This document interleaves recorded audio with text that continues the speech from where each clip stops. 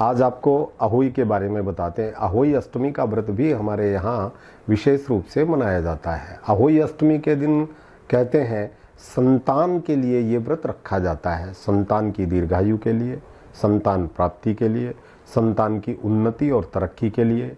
यदि उनको विद्या ग्रहण करने में कोई दिक्कत आ रही है, यदि उनको विद्या ग्रहण करने के बाद में व्यवसाय में, नौकरी में या कहीं उनको दिक्कत आती है, तो ऐसे दंपतियों को अहोई अष्टमी का व्रत अवश्य में रखना चाहिए। अष्टमी का व्रत इस बार 24 अक्टूबर 2024 को हो रहा है, उस दिन मनाया जाएगा।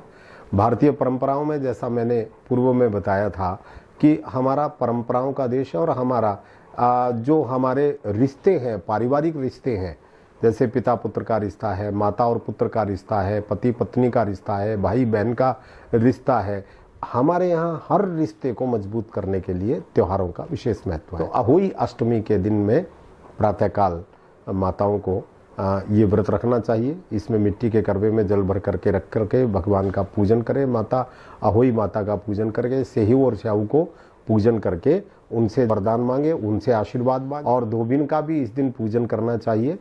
हमारे यहाँ सबको सम्मान देने की प्रथा है, तो हमारे यहाँ छोटे को भी बड़े को भी सबको, गरीब को भी अमीर को भी, हमारे त्योहारों में इनका कभी भी कोई भी महत्व नहीं होता कि वो छोटा है, वो बड़ा है, वो गरीब है, वो अमीर है, वो नीची जाति का है, वो ऊंची जाति का है, वो ऐसा कोई भी महत्व नहीं है। हमारे यहाँ सबको सम्मान दे करके चलने की प्रथा है।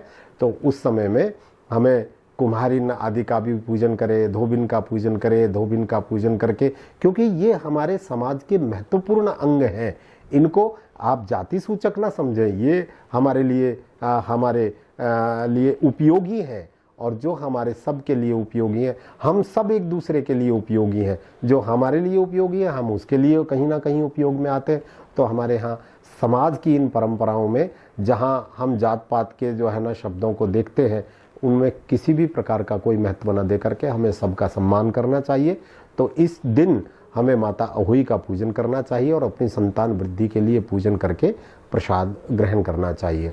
रात्रि के समय में ताराओं के उदय होने के बाद में इसका पूजन करें। और विशेष रूप से जिन दंपत्ति के घर में कोई संतान नहीं है, वो यदि राधा कुंड में जाकर के स्नान करें और वहाँ पर एक फल विशेष, पेठा जो होता है, पेठे को छोड़ करके मिठाई विशेष, मिष्ठान्न विशेष वो छोड़ करके वहाँ पर आते हैं, तो उनको भगवान की कृपा से संतान की प्राप्ति का योग अवश्य में बनता है।